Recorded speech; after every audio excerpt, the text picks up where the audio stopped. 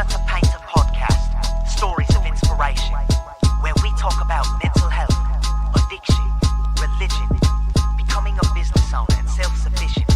For what, when, where, and why. Join us and we can be your local hope dealer. Inspiration and dedication. I came a long way from sleeping in them cages. I got my life back, I feel amazing.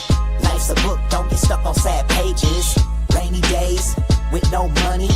Hard work leads to days that are sunny.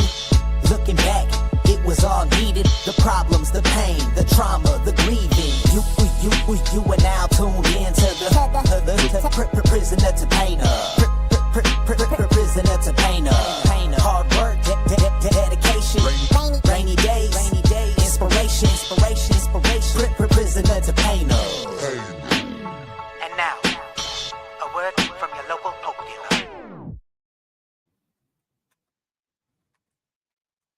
We're live.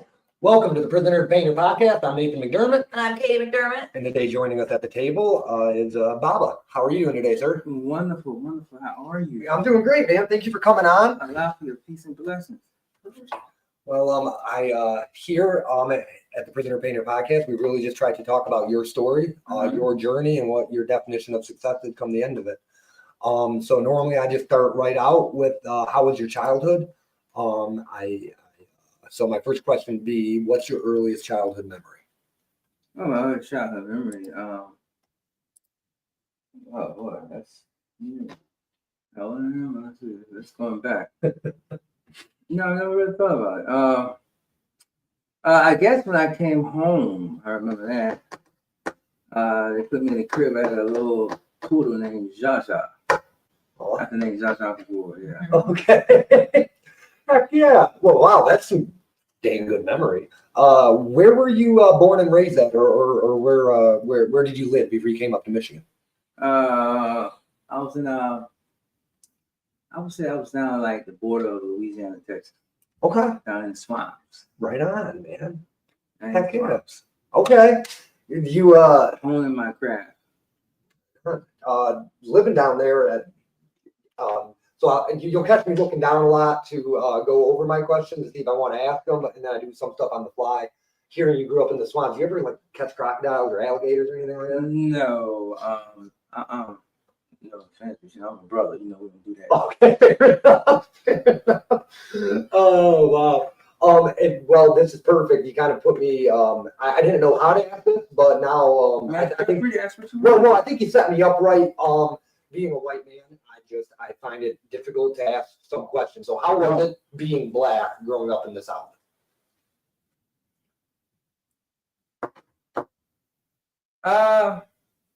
It didn't bother me. Of course, okay, there was racism, of course, but that's the fabric of America,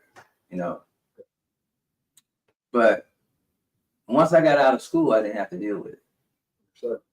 Only from the teachers and stuff like that. Gotcha. Okay. But it was a motivator for me to Do better. Yeah. Prove them wrong type of idea. Yeah, Awesome. Mm-hmm. That's good. Well, I'm sure you did, man. What was your biggest fear as a child? And Oh wow. Because where you grew up in the yeah, and I didn't have any brothers, I didn't have any sisters. I was the only child. okay. So everything I had to do it for myself. Gotcha. My mother was going to school, she was working, and I was at my grandmother's house. Okay. Grandma took good care of me. Good. I didn't want to leave grandma's house. I didn't want to go with mom. What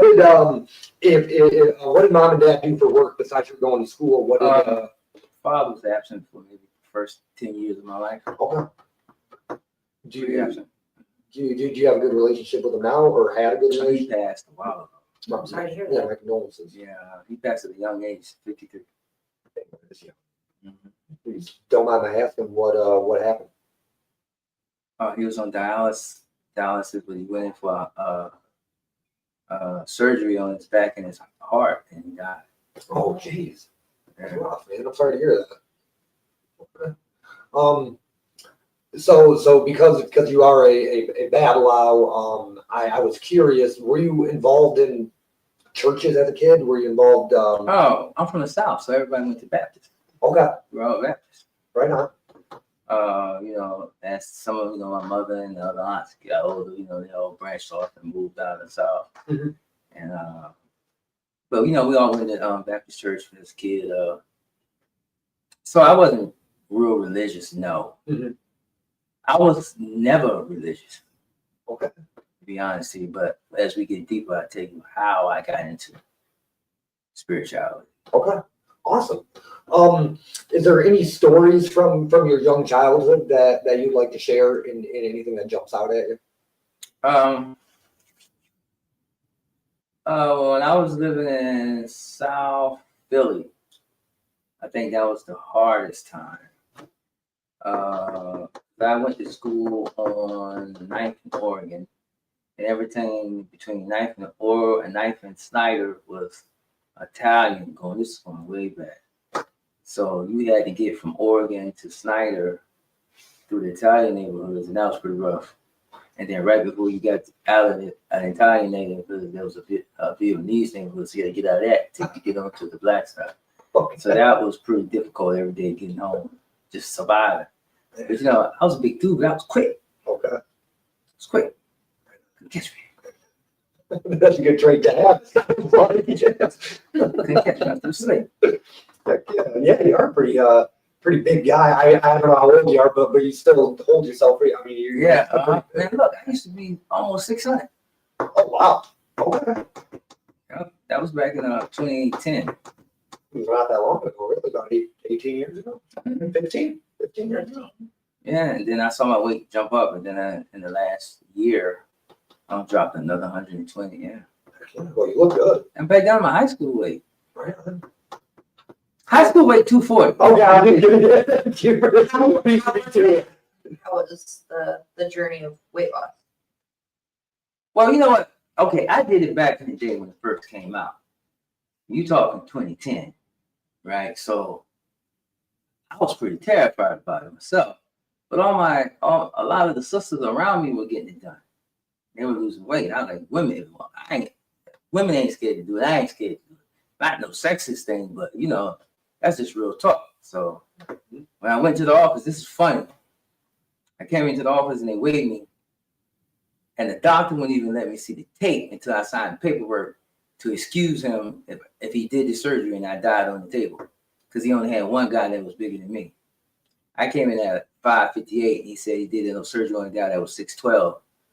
So, back then, you have to go through psychology, all that other stuff, meetings before you're allowed to get the surgery and all that.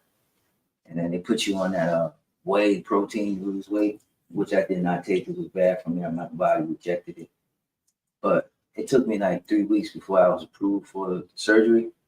And within them 3 weeks, I was 65 pounds before I got on the table. And the lady was like, how is this possible? You've been heavy all this time, but now you lose 65 pounds before you get on the surface. I said, yeah, I'm going to give myself the best chance to live. You think I'm stupid? Smart. Fuck yeah. Hell yeah. I'm going to stop it. Yeah, you're trying to kill myself. Oh man. So kind of going back just a little bit. What school did you attend? What was the name of it? Ooh. I attended college. Okay. Let me just split it out there. I attended college.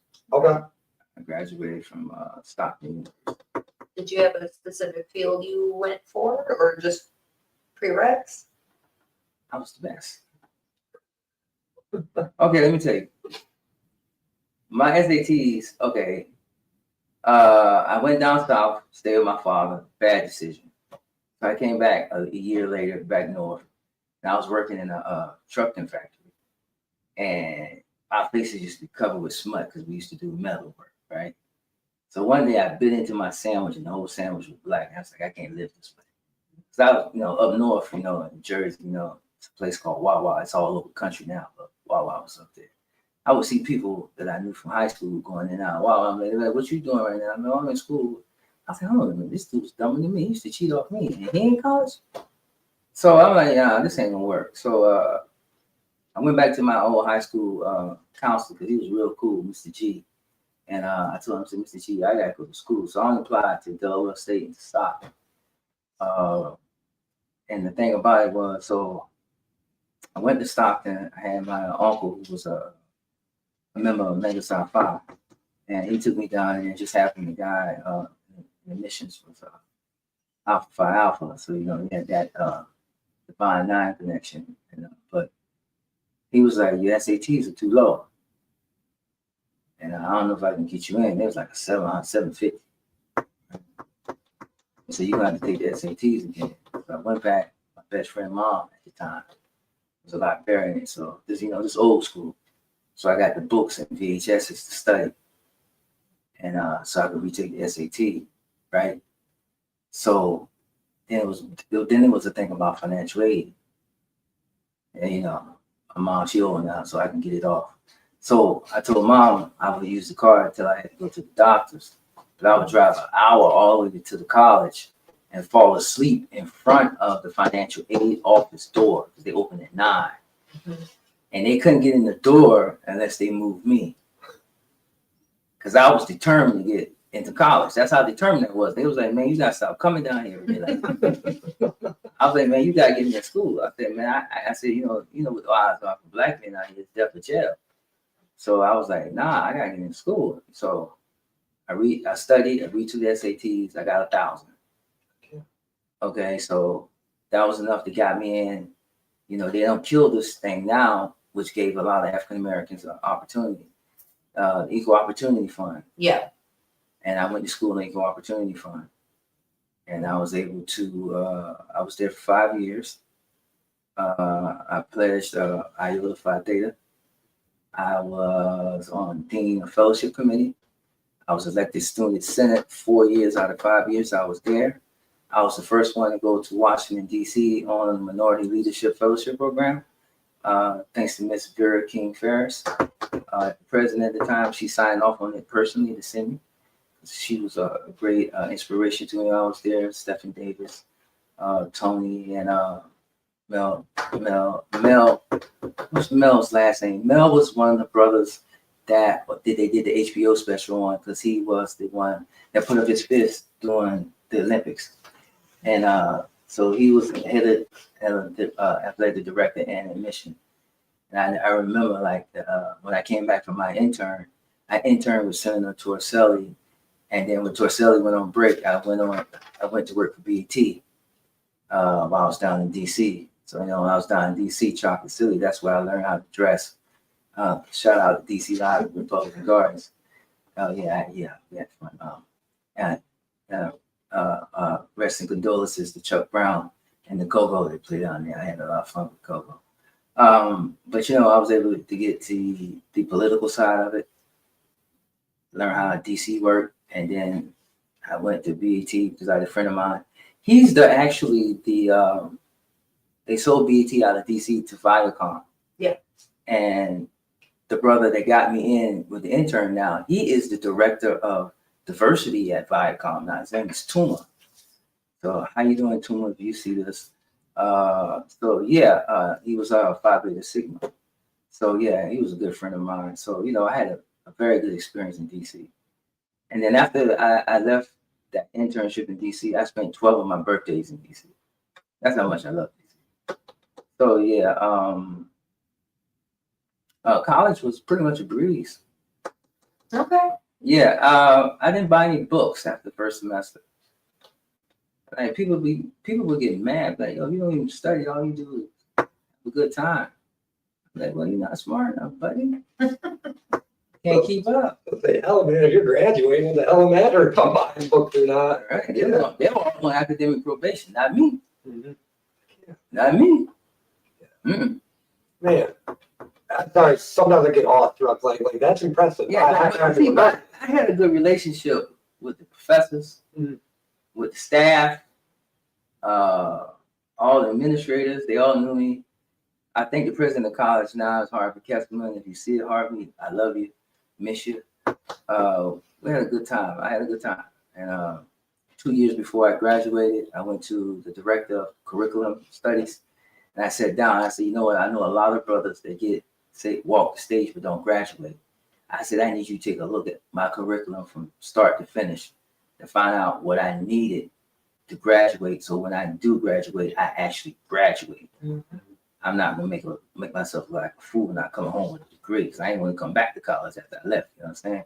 Mm-hmm. So he looked at myself. He saw some holes in there, and he fixed it for me, and I was able to pass that, you know, and graduate. And I came home with my BA. Nice. Yeah, I'm official, like a referee with a whistle. Man, well, cool. That's awesome. So after college, was there any jobs that popped up? Oh man, yeah. Yeah. Everybody else, you know, a lot of the other African American students went into. It's still on. So a lot of African American students went into social services, like teaching, social work, that sort of thing. I got hired by .com. Okay. And I was making computer sales to .com during the .com boom. So I was making close to 6 figures at a young age. That's nice. Yeah, real nice. Yeah. Yep. And then when the .coms blew, then we all shot over to selling mortgages and doing refis. So we was making, we was making anywhere between 11,000, 20 grand a month doing refis. Dang. Heck yeah. Yeah. Yeah, man. You know, I can relate a little bit. Me being young, I just hit 6 figures, me being 28. And, I mean, 6 figures, I'm assuming in your day was worth more. Now, I mean, 6 figures, it's believe it or not, hardly much. I mean, Right. really. But listen, you got to think, my man. Back then, most of my friends now are just starting to make 6 figures. And they in their late 40s, early 50s. Mm-hmm. They just now started to make 6 figures. Mm-hmm. Maybe for like the last 5 to 10 years. Yeah. So it's hard to get to that 6 figure number. Because, you know, I didn't have a boss that had a higher degree than I did until I was the age of 37. Okay. That made you feel pretty good, I'm guessing, though? No, because what happened was, only reason that I was hired because I had a degree. Everybody else did not, was required to have a degree. Okay. People was just walking off the street getting hired. Mm-hmm. And I had a degree, and they put me through 3, 4 interviews before they would let me in. So I'm working for Fortune 300 companies. Mm-hmm. And I was the only melanated person in the building. Melanated. What? Black man. Oh. And sometimes I think my ignorance. It's not ignorant. Yeah. I don't think it's bad. I can really be ignorant if you don't know. Fair enough. You can't know something if you don't know something. Yeah, it's not at all. Well, then that answers my question. Though I was going to ask, Mhm. you were the only one with a degree. There had to have a degree when all these people just walk in because you're black. So racism was still pretty adamant in your, or not adamant, prevalent in your life. It's the fabric of America. So, I don't like talking about racism, tribalism, culturalism, and politics. understood. You know, when you become, well, now that I'm a spiritualist, right? Mhm. As a spiritualist, I'm far exceeded that. Understood. So that doesn't even play a part in my life anymore. Gotcha. Yeah, that's great. No, really, that's awesome. That, I mean, like, I control my reality completely. I had COVID maybe about a week ago, right? Okay. So what I did was, if you know anything about Trice McGinnis discovered the emerald tablets, right? So he was living in a cave, minding his business, reading the tablets, right? Mm-hmm. But the Emperor of Rome heard about it, right? And sentenced the man to death. So the troops, they sent the whole troops for one old dude. Mm-hmm. So he goes to the royal court, and you know, King talking trash, like, yeah, I'm about to, whatever to you, whatever. Trice McGinnis dropped into a meditative state, and everybody could feel it. Mm-hmm. And the words on the parchment disappeared, and the king stood up and said he's free to go. Oh. So what I did was, I was in the bathroom with a little. Somebody put me in the tub to cool my feet were down, but when I was in the tub, I was like, I'm not going to accept this. So I disconnected myself from that source code of being sick. And then I just pulled the energy of the disease out of my forehead, and I didn't have COVID anymore. Heck yeah. Don't shock me, no, man. Honestly, that's awesome. I invited you on, well, clearly for a lot of different reasons, but the main one being your spiritual journey. So I guess my first question is what made you take a spiritual way of life? No. It wasn't like that at all. Understood. Like I told you, I was making good money, man. Yeah. I was married, and my doctor was like, if you don't lose the weight and you being married to that woman, it's going to kill you. And I was like, so I prayed to God. I didn't know how powerful the word was back then. I prayed to God, I can't be at this job. I can't be with this woman, my current wife at the time. And then 2 weeks later, I was living on the streets with trash bags in the worst neighborhood in North Philly, Kensington. Philly itself's not great, so yeah. That's the largest open heroin market in America, North America. So I was living there, I was from Jersey and not Philly. They automatically knew it. So you can imagine how that went. But for being there, they said it was this crazy lady in the corner. She said, they said she was a witch. And she said, you cursed and you need to go get that curse removed. I think you might be a son of Shango. Son of Shango. So I looked up Shango and I saw it was like a Ifa or Orisha. And she said, you need to find a Babalawo and get that curse off you. So, I'm in the city surviving. Surviving. So, I would go to this Botanica and I seen this one voodoo priest was like, yo, would you take me on this student? She said, no. And she said, here's a number to a lady. Call her. She might take you. Called the number. The lady just hung up on me. So this guy put me in a spiritual group on Facebook. And I noticed there was a lot of people there from Philadelphia. So, I'm communication. So I was like, well, let me see if I can get a meet and greet with all the people from Philadelphia and do a spiritual meet and greet. Because I did a spiritual meet and greet and I met a young lady out of the group. God bless her. She was very good to me for counting me over a lot of years. And she said, why don't you take this class I take down at Temple called Yoruba Studies? And I said, sure, I'll take that. And she was like, yeah. And I go see the professor on Saturdays to learn more. So I went to the class. I went with her to learn more. And then, as time progressed, I wasn't really learning nothing from the lady that I thought I should be. So one morning I woke up, I was cleaning out my drawer and I found that number from that Babalawo. It was in there. I called. I was like, hello? I was like, yeah, they told me to give you a call and maybe you can help me because they say I got a curse on me. She was like, sure. She gave me the address and I came in.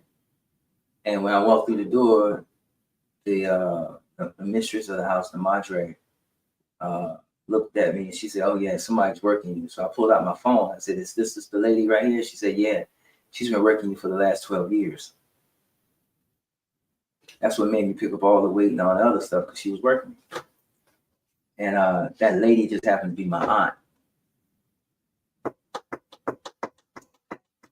I don't get hundreds of readings.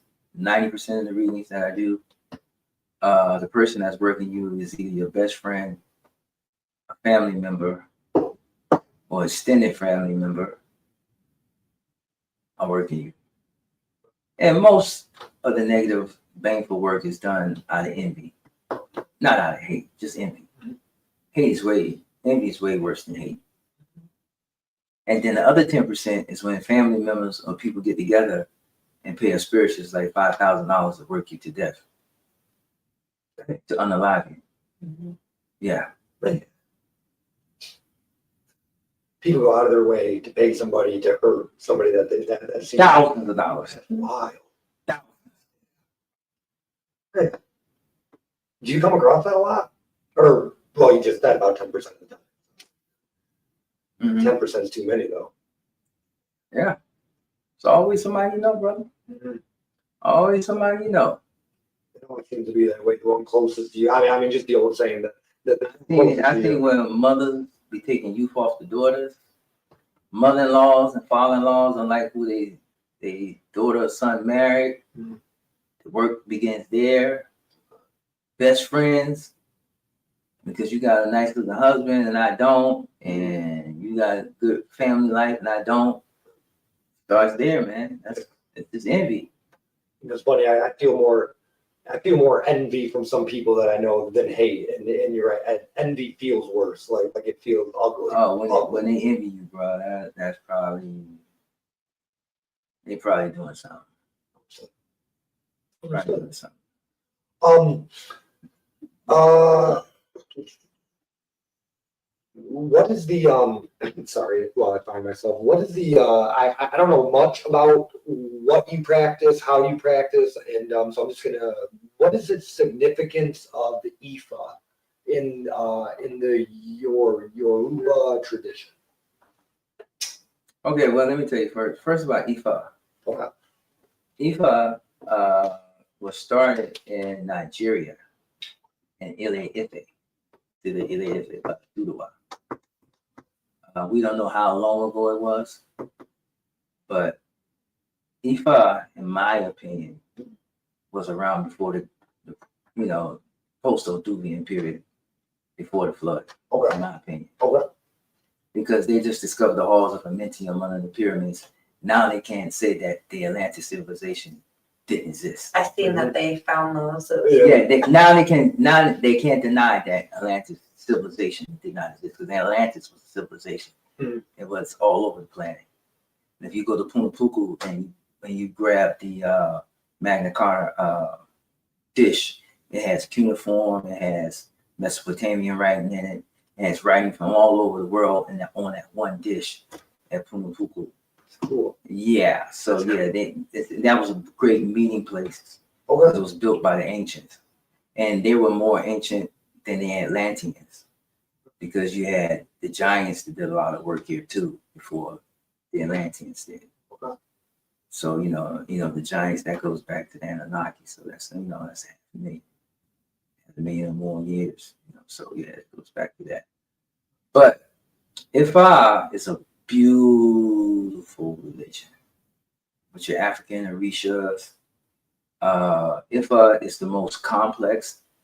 Netflix did a special called Bigger Than Africa, and they tell you that Ifa is the most complex out of all the African diasporas, because we divine with a celestial being called Arula Miller. And see, voodoo work with the dead and the ancestors. Apollo work with the dead and the ancestors. Voodoo work with the dead and the ancestors. Ifa, we work with celestial beings. We don't work with the dead. Okay? Yeah. All right. So when we push our dunes on the Babalawo, first of all, to be a Babalawo, you have to have the spiritual right. A ruler has to give you the permission to say, hey, you are a Babalawo. You can divine with the Akins, and you can push out on dooms. Now, if you look on your computer and you see what dooms are binary code. So when I do a reading for somebody, I'm actually reading binary code. And each Odun has a meaning and a story and prohibitions, and a ruler tells you what he needs to tell you in that particular Odun. And a ruler's never wrong. Binary code, like we know, like the 0 1s. Mm-hmm. Okay. Mm-hmm. Thank you. I was trying to figure out how to ask that. Yep. Awesome. That's what Oduns are. 0s and 1s. It's in variations now. It's been split. When the slaves left West Africa, they went on to Cuba. So they have a Lucami in Cuba, and that's strictly Cuban, Lucami. They get a little rough with their feathers. They're like, well, we saved it because you guys in Africa started turning into Muslims and Christians, but Ifa never died in Nigeria. And most people don't know this, but 70% of the slaves went to Brazil. So Brazil was big enough to have those sugar plantations. And remember, back in those times, sugar was more valuable than gold and silver in Europe. Sugar was. So 70% of slaves went to Brazil. So in Brazil, they started Santeria because they had to hide the Orishas and the Catholic saints. So Santeria used saints and not the actual Orishas. So it's a worldwide thing. It's huge. All through South America, Central America, and a lot of Mexican people into it now too, as well. Venezuelan, Mexican, and of course the Caribbean, Puerto Rico, and Cuba, Dominican Republic. They have branches of it. They call it Songhai. They call it 21 Divisions. In Jamaica, they work obeah. That's more voodoo. Trinidad and Tobago got a mix of it. So it's varied in different forms. But to be a babalawo, it takes a great deal of training, great deal of work. And it's very expensive for the ceremonies. Very expensive. And a lot of people get duped because a lot of people, especially in Atlanta, here in America, they call themselves babalawos and they're not. And what they do is they end up cursing people. And I'm the one that speaks out against that. That's the role that Odamari gave me. Odamari, that is the supreme being. And if okay, but let me tell you something real quick. I'm not religious. I'm spiritual. So, I call him source code. Okay? So I teach all my students that the Matrix is not a movie, it's a documentary. It's a documentary. I believe it. Yeah, I mean, like, it. It's feasible for you it to is grab. very feasible that could be real. Yes. Yeah. I understand. If you, I don't know, if you dealt with the metaverse with Mark Zuckerberg created, something they took off with Terrence Howard. I'm putting that out there. They created the metaverse. When you have those gloves on, you can actually touch things in the metaverse when you're around. So what doesn't make this a simulation? Yeah. Everything is light. This table is light. Mm-hmm.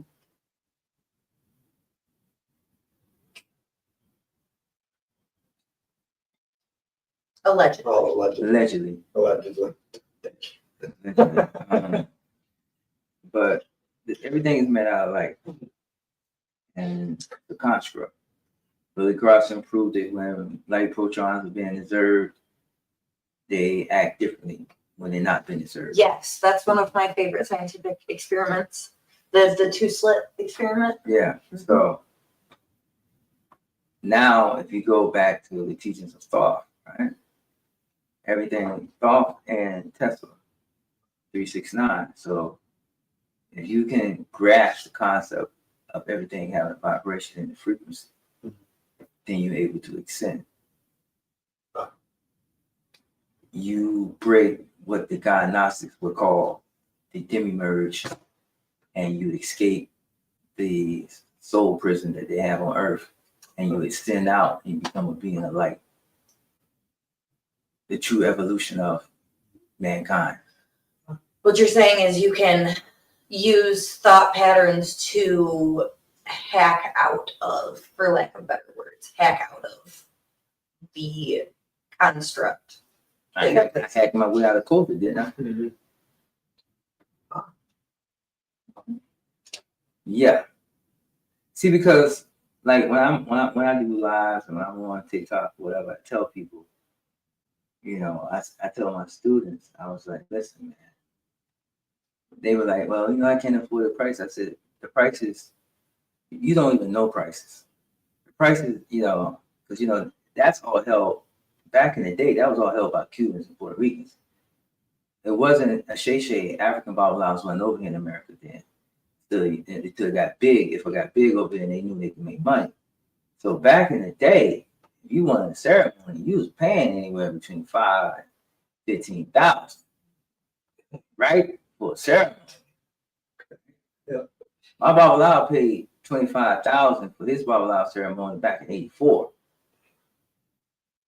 lot of coin back then.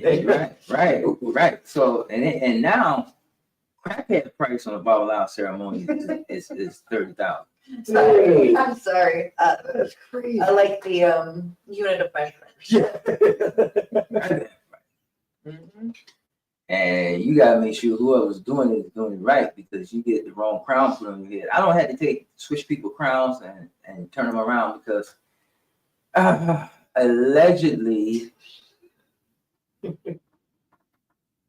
when you're an indigenous African American, you were born in America, not in the Caribbean or Africa or not in Cuba. When you go to see these different babalawos, they really don't care. They just want your money, and they throw you anything on top of your head, and it curses people. Mhm. And their idols be all wrong. I open up their idols, they got backyard dirt inside the idols, when they're supposed to have over 200 different ingredients. And they get it to people, they sell it to people for 5,000, 2,500. Do they work with any other? Yes. Okay. Yeah. It's plenty of Caucasian people from all over the world. Really, see, but it's reverse racism also when it comes to that. When it comes to Sorry. Allegedly. No, I think she was trying to. Any other like chakras? Because you keep talking about the crown. So it's primarily you're getting a crown on your crown chakra. Your ori. Okay. Your ori, which is the square in the middle of your head, your ori. Okay. So it's not like a chakra base thing. Crown chakra. Right. You see. What is the role of? I did my research, but I can't pronounce the word. So just, what is the role of opale and Ikin in divination? Apun. That's probably what it is. Yeah. That is the round board that the Babalawos use to divinate. Okay. And the Ikings is what we divinate with. They're like a nuts. Okay. Little nuts. Ikings. The polar nut, right? So what happens is the spirit of a ruler is in the Ikings. And I got it on my TikTok page. They discovered an Egyptian tomb that's 7,500 years old. And it was a queen laying in the tomb with two hands of a ruler. And they still look fresh. That's cool, man. And the spirit of a ruler. So Olumo Miller is the oracle. If we go to him, if your Babalawo is not divinating with a ruler before he tells you need to pay for something, then you need to question that. A ruler makes all the decisions in it. Everybody must abide by a ruler. Especially if you're a Babalawo, it's called having a wapale. You have to have good character and integrity. Right. And right now, it's a lot of corruption, and I will expose it. Okay. How does the process of divination work? Well, basically, I take my hands with the eye kings, and I pull the eye kings, and when I see a certain amount of eye kings, and I push a 1 or 2. So it's similar to like rune work or numerology, kind of blended. Yeah, but way more advanced. Okay.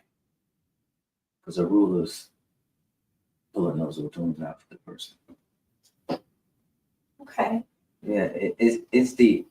Once you get a reading with a ruler, right, that's gonna be the most accurate reading you're ever gonna get, because the people on TikTok and all these other places are doing intuitive readings, or they're using their ancestors to do the readings, or they're using spirits to do the readings. A ruler is a celestial being, so he is the one that has to fade over that reading. So when you get a reading with a ruler, you can 100% bet what comes out in that reading is going to happen. You just said something, and I wrote down a question for in the future, but this is a good time to ask. What is the importance of ancestors in for what you practice? Well, first of all, before you go into any form of spirituality, I don't care what it is, because I work everything. I got my hands in every pot. I work with the elder gods. I work with the Norse gods. I work with, paganism. I work with Palo. I work with voodoo. I work with everything. I work at the Indian, gin, whatever. It don't matter to me. I'm in it. I got my fingertips on it. Gin scared me. Yeah. Gin scared me a lot. Yeah. Yeah. Okay. So I got my hand in everything, not just one thing. You know what I mean? So like, so to answer you, what was the question again? So like, well, something that you just said about ancestors. And then okay. Well, let me tell you about that. The ancestors, right? If your ancestors don't agree with what you're trying to do spiritually, then you're gonna take a tumble. Because your ancestors is where everything begins. The first thing I teach people is how to set up an ancestor altar properly, and how to venerate their ancestors. If you don't venerate your ancestors, those are your people, and they really ain't going for it. Because like even when I first came to the spiritual house, right? After they cleansed me and got rid of the curse my aunt had put on me, right? I said, you know what, I'm gonna take classes because I don't want this to happen again, right? So in the first class I took at the spiritual house, you know, I have my own spiritual house now here in Michigan. Okay. But when I went to the spiritual house for the first time, she had all the her godchildren read me. You know, they could see spirits, and I couldn't see spirits at the time. And they was like, oh, this Ladama's in the middle of the room sweeping, and she got on a multicolored dress. And the guy next to me was like, yeah, he's real close with the Baroon Sumedi. That's voodoo. Okay, so my ancestors are voodoo. So I had to start out with voodoo before I even got there. Okay.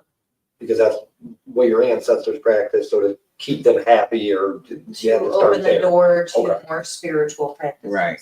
Understood. I'm starting to get. I get because it. I had to go through the ceremony to get the Baroon, to get the spiritual license to work with the dead. So you gotta have a spiritual license before you do certain work. Mm-hmm. You just can't just jump in. Now you're working with your ancestors, that's cool. Yeah. But like when you start getting into some of this other stuff, you gotta have a spiritual license. You gotta get an okay from somebody to get in. Understood. Or a spirit to get in. So, so a spirit, a spiritual. Sorry, what did you just say? Spiritual card. Spiritual light. So that's figurative, right? You just have to get a blessing from a blessing from a spirit. Yeah. Okay.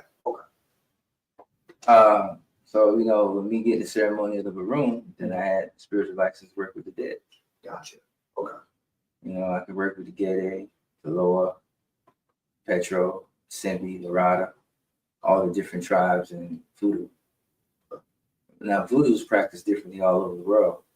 West African voodoo, then you got Haitian voodoo, then you got the voodoo down in New Orleans. I was just going to ask that. Is that, I don't want to say real because I know that the doll itself is real. Is that, how the movie's depicted, is that real? Like he's talking about a voodoo doll. Yeah. Can you intentionally cause harm with a I finger? might tell your ass up with voodoo doll. Understood. Well, because I've seen it in movies and I'm like, and you see it enough, I don't believe everything you see is fake. Like it's like if you see it multiple times, I'm inclined to believe it's real. Bro, if somebody know what they're doing, they tear you apart with a voodoo doll. Yeah, you be in bad shape. Understood. And you have to call somebody like me to cut the tether from the voodoo doll to you. So they can't control you with it or harm you with it anymore. How do you find something like that? Like how do you find the connection? Like somebody called you or however that works and they're like, hey, something's wrong. Like how do you find that? I got you. That makes sense. Okay. That makes sense. Got you. But like most of the time, like say somebody call me or I can see the work that's being done on them. I can just tell them what they're going through already. I already know. Okay. Like when I first met you, I was like, oh yeah. I saw her, I was like, oh yeah. You know, you told me about, I was like, oh yeah, I know who that was. Yeah, I can see it. Blessing and a curse type deal, seeing that all the time. All the blessing. No, because I'm on the right side of the law. Because I work for a local, I work for God. Okay. So I do God's work. And people be like, they see my wage pay, they complain about the prices, but ain't no Babalawo do the same work for the same price like I will. because I'm not in it to get rich. Mm. And if you have a babalawo and he doesn't want to see you prosper more than he does, then you're in the wrong spiritual house. And if you're paying thousands of dollars and you don't know nothing about Ifa, and your life is not getting better, then you're in bad shape. If you work Ifa, I mean, like the people who do Ifa, everybody I know that do Ifa, their life gets extremely better. You know, if you're doing it right, your life gets better. It don't get worse.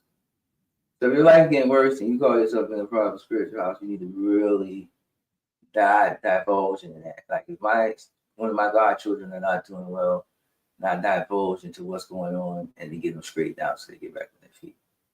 See, because my whole goal is this. When it's all said and done for me, when my spirit leaves this avatar, and I go see Olumo, and it's my turn to walk into that bright white light, and they're gonna be like, you deserve to be here or not. I'm gonna tell them, I said, Father, look behind me. Do you see all the roses that done bloomed through the concrete? That was because of me. I saved lives. I took demons off of people. I took curses off of people. Generational hexes off of people. I changed people's lives. I taught people out of suicide. You know, I taught people out of drinking, smoking, eating fast food, all that. You know, so when that question is posed to me, I'm confident that I get the escape to It's gonna be a good day. Yeah, I don't want to come back. Yeah. Past lives is hell. I don't want to remember none of them. I don't want to think about it. I don't want to come back. I don't want to come back to the third density again for nothing. To the third density. No, I don't want to come back here at all. Yeah. It's a mess, man. You can see it, right? It's pure chaos, Yeah. right? And the chaos is taking over and there's no order. Yeah, we're imploding ourselves, it seems like. How can what's the responsibilities and duties of a babalawo if you can share that? A babalawo is a community leader. Supposed to be, allegedly, yes. You are the spiritual leader of your town. You're the spiritual leader of your community. People come to you for help, and it's your job to help them. Through advice, through counsel, through readings, divination, spirit removal, spiritual cleansings. Because people got like a lot of spiritual attachment they don't even know about. That has to be removed. We got something what we call the Igbo, where we use the Oduns themselves with that Otun, with the powder. We call it the Shay. And we write the Oduns and we cleanse you with the holy Oduns of Ba. It's called the Igbo, and it cleanses you and it takes a lot. Like say if somebody put a death spell on you, somebody put a hex on you, it'll take that off and you're free to go. So you're just in the business of saving people, is what it sounds like. Yeah. Okay. That's what Babalawo is supposed to do. Gotcha. Not supposed to buy big houses and drive Bentleys. Yeah. Save people. Different, but I know where you're going. different. And it's just funny you say that because me being Catholic or raised Catholic, Joel Osteen is all over the TV, and I'm like, this friggin' dude is. He wouldn't let people in. Yeah. So it's So you trust this guy to do good for his community, and he doesn't. So I understand what you're saying. See, but people fall under the fold of being religious. Religious will bring you to the point where you're a fanatic. Yeah. Understand that? Fanatic. What does fanatic mean? Like obsessed with, like. Right. Yeah. So when you're religious, you have on blinders. You can't see nothing but your religion. I'm a babalawo, but I see everything. Nothing goes untouched. Good stuff. Good stuff, man. How do you continue to deepen your knowledge and understanding of Ifa? Oh, as a babalawo, you're supposed to study 2 to 3 hours a day. Okay. It takes, they tell you it takes a good 20 years to make a good babalawo. I've ascended a little bit quicker than most, but that's because I've been blessed. But it usually takes a good 20 years to be a solid babalawo. Awesome. Because the first in the Shay for the first 7 years you're called a Awo. You're a babalawo, they call you a Awo. And look at me, once you get the ceremony, you're a babalawo. But yeah, it's different. But to make a solid one, it's a good 20 years. Okay. Because you gotta learn all the chants, all the Oduns, and Ifa they have 256 Oduns. You gotta know them inside and out. Okay. And what's doing like a I don't want to say prayer, but like a saying or what? No, it's a binary code. Right. And inside that binary code is like all the information about that Odun, a particular Odun. Okay.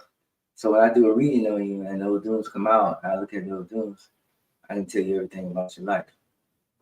It's like the code for a program running. Yeah, I get that, but knowing 250, I'm just trying to understand like how to you memorize 250. Not that seems insane. Well, like I told you, my babalawo is 80. He still studies every day. Awesome. Well, like I told you, he went over back in '84. I mean, that's like the definition of there's always something to learn or learn something new every day. That's just really unique. Or cool, not just unique. What is the most rewarding aspect of your role? Freeing people from demons. Right. Last August, I went to this lady's house and I removed 248 demons. Jeez. And I did what we call a head rogation on everybody in the house. The husband had it the worst, and his eyes were solid black. I did a hair rogation on him, and then I gave him a cleaning, what we call a parado. And I told him, don't stand up. I said, please don't stand up, because it's the first time you see in life in 10 years. He tried to stand up, I had to catch him, because I knew he's hard-headed, he was going to fall. He was trying to stand up. Yeah. And I just carried him outside, laid him in the lawn chair. And eventually he came out of it after I cleansed off his head. Because what hair rogation basically is, what we clean all the spiritual junk, all the trauma out of your head, and we realign the polarity back to cardinal north, south, east, west. Align that polarity back in your head, so that way you can think clearly. So like allegedly, a lot of the people that I come by have been sexually traumatized by a family member. It's never strangers. It's always somebody in the family that does it. Both male and female. Yeah, that problem's touched a lot of people in this world. Right. And nothing is never done about it. It's hidden or swept under the rug. Yeah. So a lot of people have a lot of problems with that. I deal with that a lot. So they need hair rogations to deal with that trauma. The trauma of being homeless or being neglected or being left behind in relationships and all that stuff. So yeah. And one girl was like, she was speaking all kinds of different languages and whatnot. I convinced her to come down and get a hair rogation. We did her hair rogation and clean her head out. She went back home and she was talking to her mother, and her mother called me and was like, thank you for giving me my daughter back. See, that's the kind of stuff what it's all about. Yeah. Making you smile, man. That's cool shit. What's some of the challenges that you face in your practice? Everything I said I don't want to deal with. Politics. Racism. I'm an see, I don't call myself African. I'm not African. My great grandmother was half black, half white. My grandfather was white. I got Cherokee. I got my great grandmother on my mother's side. My father's side was pure Apache. I got a little bit of everything in me. So I'm an indigenous American. I'm not African. So the Africans be like, you're not African. The Cubans be like, well, you're not Cuban. So You know, that's part of it. Like I tell you, the culturalism, spiritualism, politics. I mean, that's the great divide for humanity. See, but the elder gods are getting sick of it. We don't have 12,000 years to get over that. Mm-hmm. And they've been hiding 0 point energy and wireless energy so they can keep getting paid off of oil and electricity. They took all that from Tesla because he reinvented it. Boy, the big boys allegedly found the building West now said, "Oh, you ain't giving nobody nothing free." I remember there was a man in my town that had a car that could run off water. They paid him a visit. Mm-hmm. His son died. Mm-hmm. You just see that guy down in Chicago. He's burning plastic. He's making diesel out of it. Plastic-based diesel. And the dude's getting pretty famous for it. But same thing. I'm worried that not me. I mean, I am worried because that could be great for the world. But I'm sure he's going to come up missing. But black kid from Chicago and very educated. Very. Oh, he shows you how he broke it down, and he would. Mayor reaction, man. Oh, yeah. Bro, when you come out and say something, I had to learn that lesson for myself here recently. Mm-hmm. I'm thinking people will be proud that I ascended. Mm-hmm. Man, people found out that I ascended, man, they've been trying to unalive me ever since. Understood. So, you know, a lot of stuff you just have to keep secret. Mm-hmm. Fair enough. Stay humble about it and keep it to yourself. Yeah. What is I like, even on this podcast, I can't even give you. I could probably give you maybe 20% of my knowledge. So, if I was to say the things that I do know, mm-hmm. I put my whole family in jeopardy. Ain't worth that. Understood. What is the concept of destiny to you? The destiny's already set before you're even born. The destiny's already set.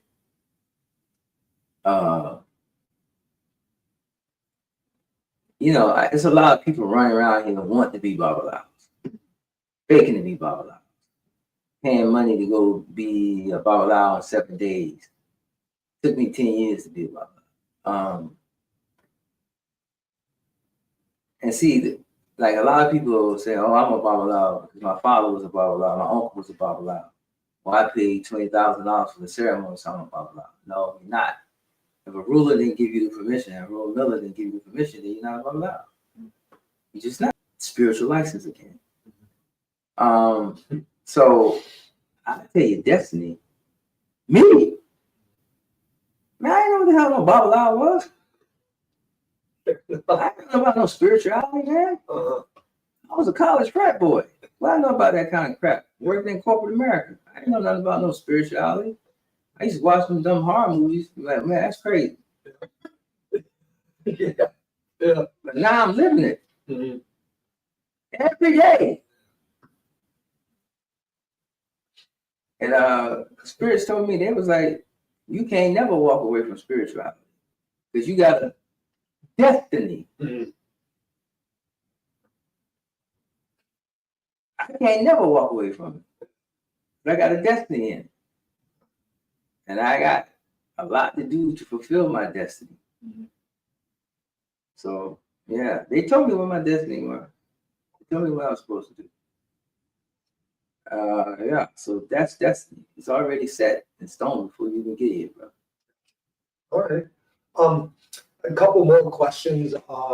Maybe about a page more. But what role do offerings play? Yeah.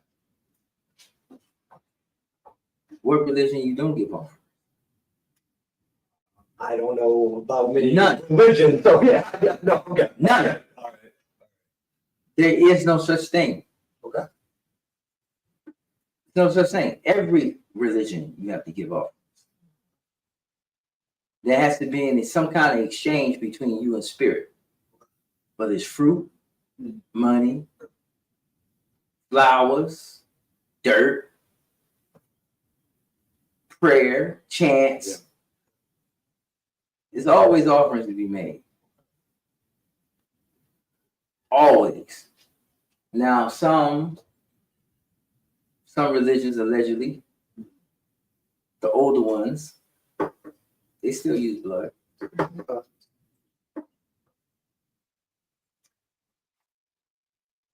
Go right ahead, speak on it. Could you not substitute, so if the intention is that it's blood, you can use another liquid but still be doing blood magic? No. Well, let's put it this way. If you want something to happen, then they want blood. Certain spirits crave it. Like if you allegedly you want to become a billionaire, yeah, you gotta do some nasty things. Because you're working with certain spirits. And those spirits require that. Especially when you start working in the voracious system. Definitely, they definitely because you know, so a lot of people still worship Set. A lot of people still worship Baal. A lot of people worship those older religions. Yeah, they worshipers just haven't went anywhere. Mm-hmm. They're still here. Well, thank you for educating us on, or me more specifically, but thank you for educating me on a lot of this. I'm not going to apologize because you told me not to. So I was going to say I apologize about my lack of, but you made me understand. So I feel very happy about that. How can one live a more balanced and harmonious life according to IFA principles? Okay, taking care of your ancestors, venerating with your Orishas, and living your life with character and integrity. We have a saying on this planet, common sense. Yeah. 85% of the population don't have it. Yeah, because they'd be called dollars. You know what I'm saying? So 85% of the population don't have common sense. How the hell can it be called common sense if it's uncommon sense? You know, nobody has it. Yeah, yeah. Nobody has it. So if people would use their common sense and just do simple things, like stay out of everybody else's business. Why you gossiping? Why do you care what car he or she drives? Why are you sitting in the barbershop discussing who's better, LeBron or Michael? What does that have to do with your life? Does that put food on your table? Well, no, I'm saying, yep, like I get what you're saying. Yeah, like, how does that help you as a human? How does that help you ascend? Are you educating yourself? And I'm not talking education through the school systems. Educating yourself through nature. Going within to find out who you are. Balancing those chakras. Cleaning out your root chakra. Can you clean out your root chakra? Can you clean out the trauma, the anger, the envy, the hate out of your root chakra so that you can make it to the sacral chakra and then the solar plexus? Okay, can we expand a little bit on that? For me, actually, like what do you mean? So your root. Well, yeah, but what do you mean get rid of the hate and like? Can you just open up on that? Cleanse that. Well, but Okay, say for instance, you had a relationship with your mother, right? Or your father, right? Okay. And it was bad. You gotta call your mama up and say, Mama, you know what, I love you. And I forgive you. And this is how you say it. I teach people all this time. I love you for what you are to me, not who you are. I love you because you gave birth to me, but I don't have to love your character. I don't have to love you as a person.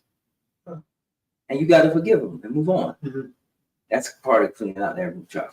okay, how would you teach somebody to do let's just like if they hate themselves? Is that still cleaning? Yep. Okay. Yep. Okay. Awesome. See, because sometimes I still struggle with, key. Because sometimes I still struggle with guilt and like so I just lay out. You know me now. Yeah.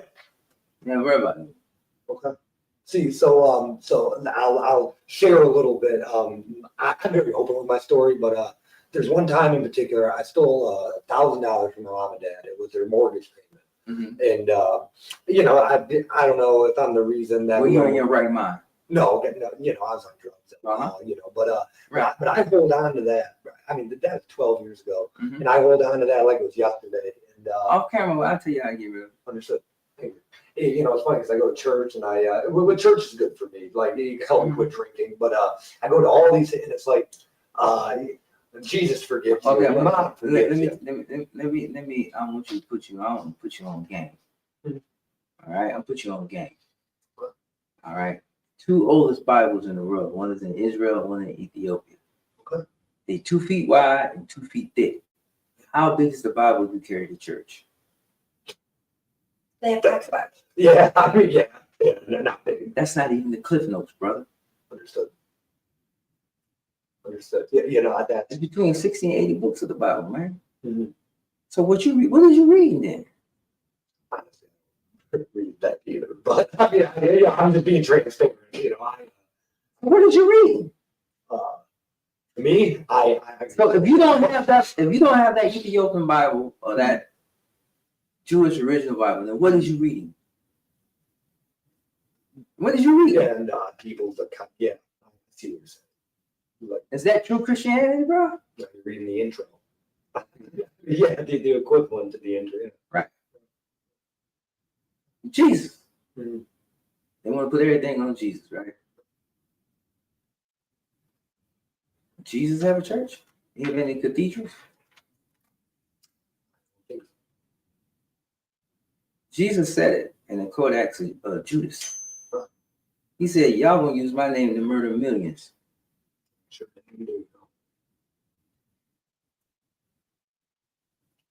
And they did.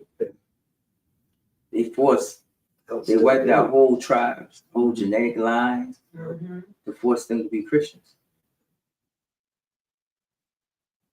Yeah. Mm.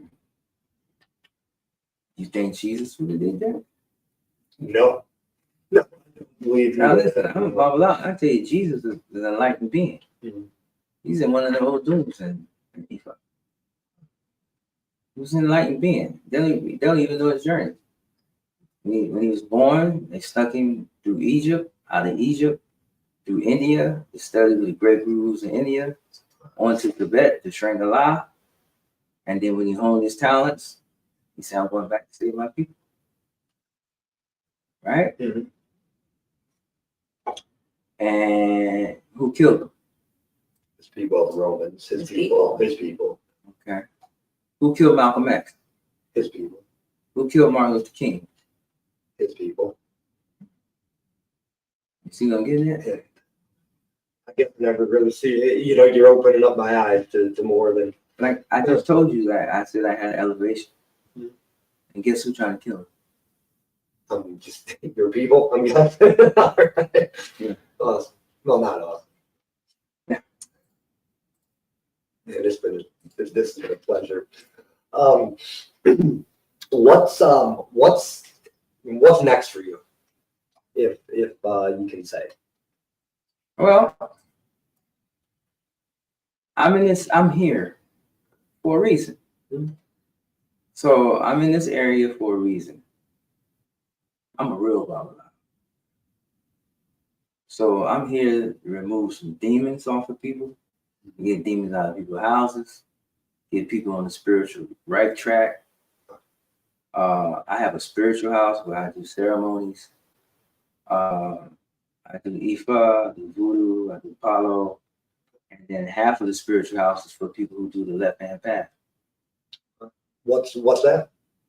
Well, the left-hand path is the darker side of things. Okay. You got to understand, everybody wasn't born to be a light-born Babalawo like yourself. No, Some people are just dark. Mhm. Born dark. Yeah. They're going to stay dark. Yeah.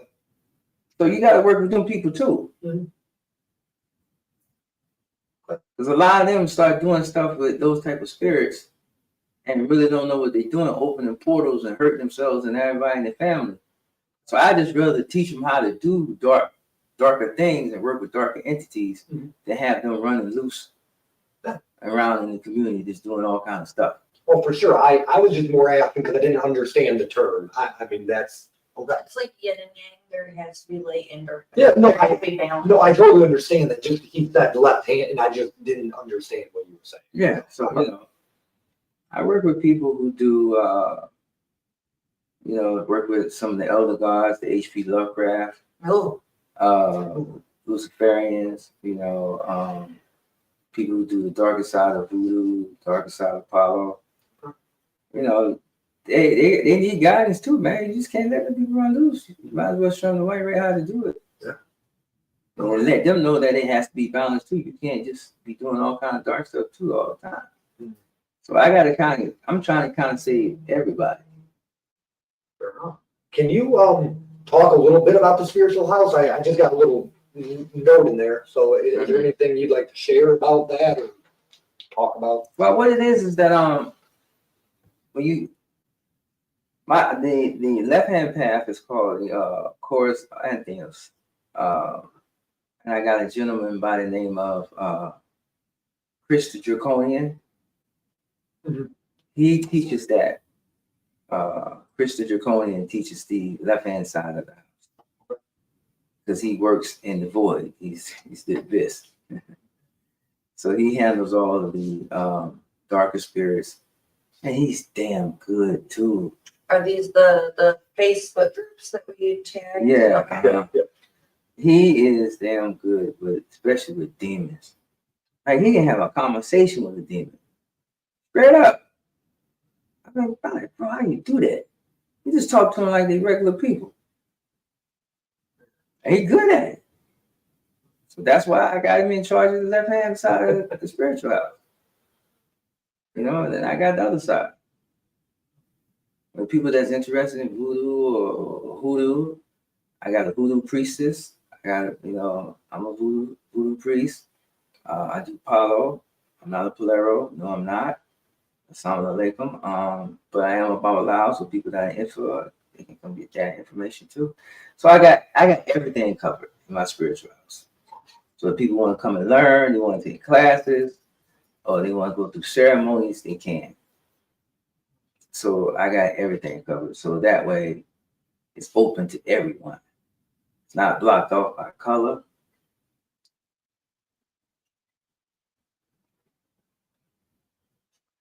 Witchcraft, Wiccans, witchcraft. We're all that over here. Paganism. It's open to everybody. It's not closed to anybody. It's not closed off by race, color, or belief. Like when I talk to somebody and the first thing I ask the question, I was like, tell me your spiritual truth. It's 8 billion people on the planet. You think everybody gonna be the same? That's asinine. Mm-hmm. And everybody's truth is their truth. That is their reality. And see, I respect people's reality, whatever it may be. I ain't gonna be like, oh, I think he a nut. Oh, I think he crazy. Yeah. Nah, that ain't my job to say that. Well, I've also learned that you can't confront or question somebody's reality because they can't. You can't. Like right. Don't make sense. Mm-hmm. I can be a spiritual leader and give guidance. Somebody telling me something, and I think they're a crackpot. No, that's not gonna work. Because 9 times out of 10, if somebody telling me something, I know whether they're telling a lie or it's true or not anyway. Yeah. I'm a babalawo. You can't lie to me. I'm high as you can go. You can't lie to me. You know what I'm saying? Because I got the ability, like, I can astro to when you were born and walk your whole life into the current. Mm-hmm. I see what kind of person you are and what you've done.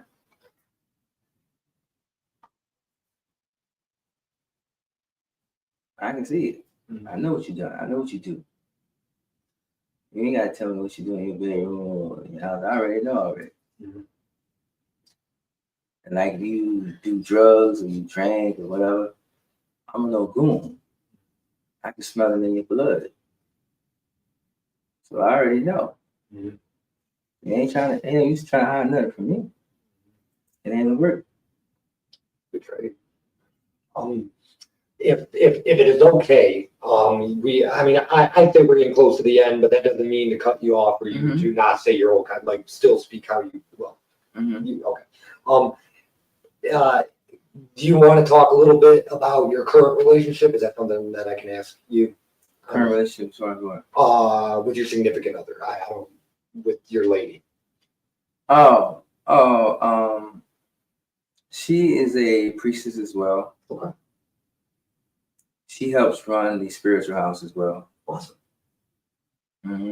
Okay, let me get this out here first and foremost. Yes, sir. No ritual in voodoo or Ifa or Apollo should be done without the presence of the divine feminine. Okay. The divine feminine has to be present at all times. Like I know in the African American community here, allegedly in America, they think if they run to Nigeria to get their ceremony, it's going to be better than getting it done here in America. And a lot of those young ladies come back allegedly being sexually molested. Right. You got a lot of guys running, claiming to be babalawos to meet women, and they're not. So to all the women out there, none of these ceremonies should be done without. That's the only way I can have a spiritual house. That makes sense. Gotcha. Okay. Because I have to have a woman there, present at all times. If I'm working with a female client, she has to be present at all times. At all times. Got to have divine feminine and masculine to balance out everything. This seems like a good practice to have. Like really, like that just seems. Well, I know we talked about. Yeah, I'm sure. You'd be surprised. Yeah. Those babalawos see the women coming and boy, I give you a ceremony. That's the treachery and stuff that we gotta get out of religion. But that's all in our religion. In your religion, you call capitalism. You know what they doing with the little wars allegedly. Yeah. So that has to be worked out at all the religions. Oh, for sure. For sure. I can tell you one thing, source code ain't happy about none of it. I don't care what religion you is or what name you call it. God, Allah, Yahweh, Neil, whatever you want to call it. He ain't happy about none of it. Because he don't give humans more than enough time to get it together. Talk about 100 chances and we screw them all up. You're right. Yeah, so he getting fed up. Yeah. See, because I had an experience. My first one was when I died in a car accident and came back. And it's just like they said it was. It's like you get in the tunnel and you see the light in the dark. And I'm in the tunnel, I see the light. I'm getting cold. I see shadow figures moving, but you can't make out anybody. I said, man, the hell with this, I'm going to the light, right? And then I heard my mom scream my name. I'm a country boy. I'm like, so who messed with my mom? So when I turned around to find out who messed with my mom, I woke up in the emergency room. I was in the car accident. That was my first experience. Then my second experience was when I was getting my hand of a ruler. My first, you're not initiated into Ifa until you get the hand of a ruler, right? So I'm getting the hand of a ruler in a danky basement, right? This beat up basement. So I see bright light. The light getting brighter. So I'm like, yo, Pop, I think God is here. He doing it. He pushing old dudes. He said, yeah, God is in my house. I'm like, no. I'm serious. So I went out for a minute. When I came back, he was like, what did you see? And I described to him what I saw. He said, you saw a creation. And after I had my hand of a ruler done, I said, in my house, I think I'm out of the shower once for 2 weeks, just getting downloads. And then, as I elevated more, I had experienced just my personal, everything's personal for everybody, their own truth. I had my experience with source code, God, Olumo. I was asleep for 18 hours. They broke my door in to do a wellness check. I was missing. I was proud that I urinated and defecated on myself. I was asleep for 18 hours. Right? So when I had that experience with source code, I was like an 8 or 9-year-old boy. You know, I always wanted to be a kid again. That's my best years, you know. And I was running through a field of lavender. I loved. But from being, in a fraternity, I know never to look up and stare anything in the face. So I ran up to him. I was like, Papa, Papa, Papa. Why do we suffer so much on earth? You could just get rid of the devil with just a thought. I heard a chuckle. He said, your vocal cords are not advanced to speak my name. I said, why do you let him create so much havoc and destruction on earth? He said, that's his dominion. I let him have that. He said, as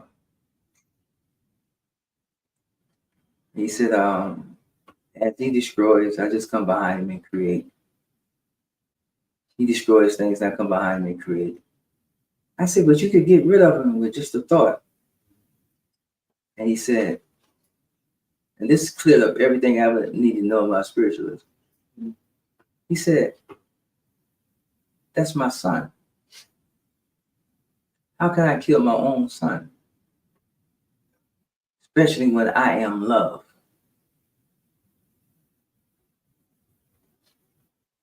So even though his son is wretched, it's still his son. And he loves his son.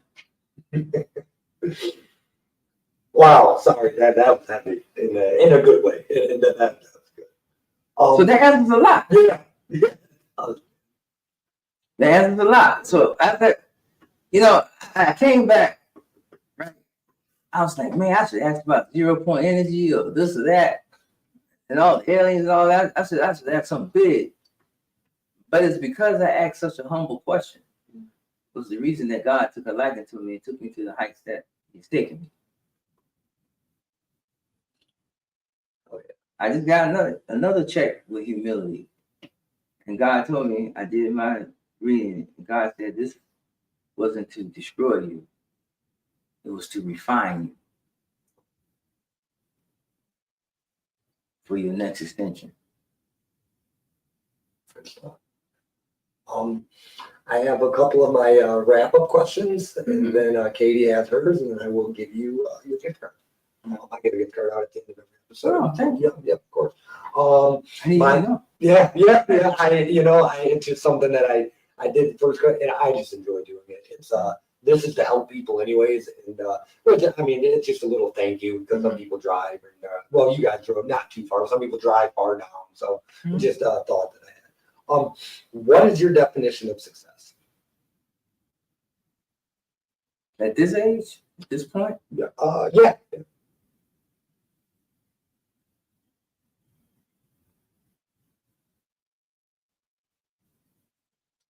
Being referred to other people by word of mouth. Not having to promote myself. I like that. Because when you spread by word of mouth, people believe in you, you got character, and you got integrity. Yeah. One more question and then Katie will ask her question. Is there anything that I missed you would like to share, or is there any question that I should have asked type mentality? Well, let's see. We covered the spiritual house here in Michigan, so people can have a home for light or dark. My information you already put up, so anybody need to reach out to me that's in a bad situation or they need demon removal or spirits taken off of them. I'm here to help.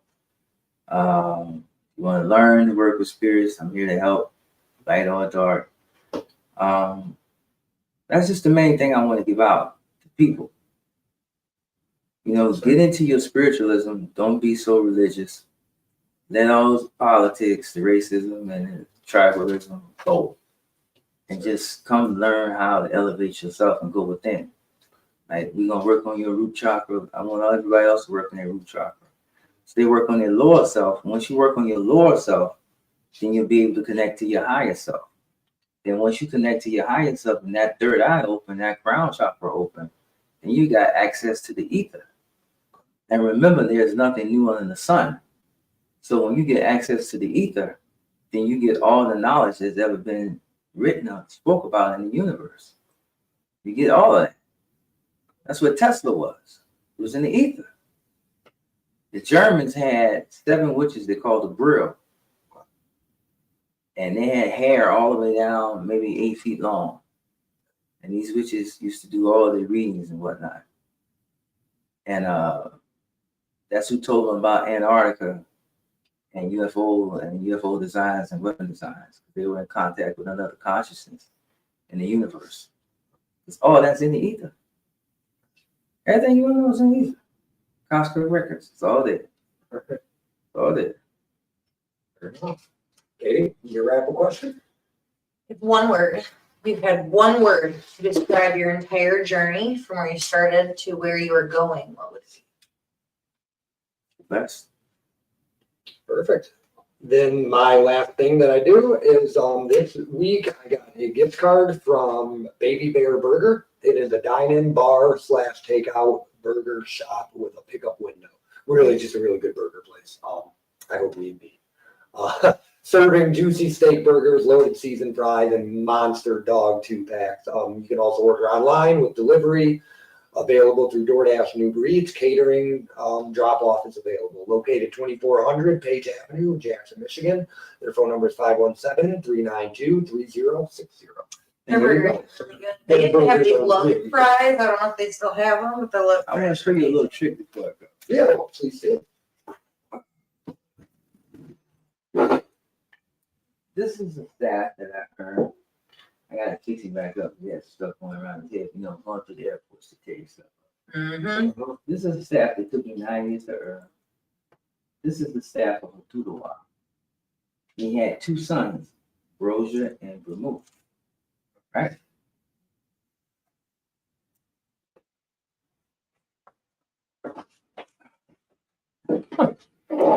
Here you go.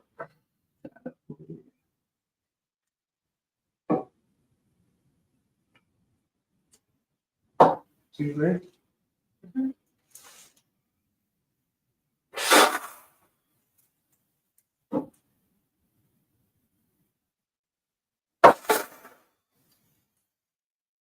See him smiling? Oh, wow. See him smiling? Yeah. He wanted some rum. That's cool. That is fucking cool. Super cool. Now he's looking at you now. Why did you look? That's fucking cool, man. You see this whole facial expression change. Oh, Yeah. That's neat. It was like, and then that's crazy. I mean, this Rosia, he a little mean. But he had to have his little rum too, though. You can tell he don't look as mean, right? That's Why? wild. That's absolutely wild. Huh. Is that wild? Is that nice? No, it's not magic. That's spirituality. That's real spirit in this. Them boys wanted some rum. Them boys wanted some rum. Keep it real. Them boys wanted some rum. Yeah. Thank you for coming on, man. Hey, Really, it's a thank pleasure. you. It was Fantastic. so much. Thank you. awesome. All right. Thank you for coming on, guys. This has been Prisoner to Painter. Yeah. Have a good night, guys. Awesome. Take care.